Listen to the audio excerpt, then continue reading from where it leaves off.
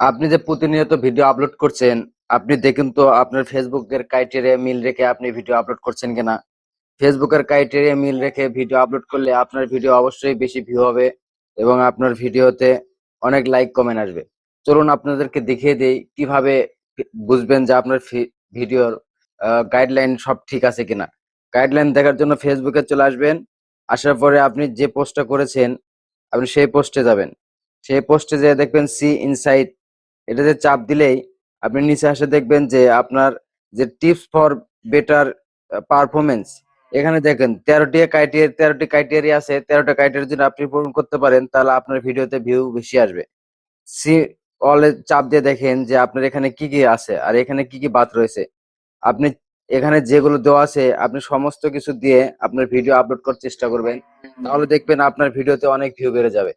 আর আপনাদেরকে বলতে চাই, আমি ফেসবুক টিপ সম্পর্কে অনেক ভিডিও তৈরি করে থাকি।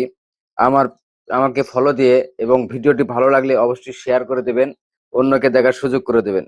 পরবর্তীতে আপনাদের দেখাবো কিভাবে ভিডিও ক্রাইটেরিয়া সম্পূর্ণ করে ভিডিও আপলোড করতে হয়।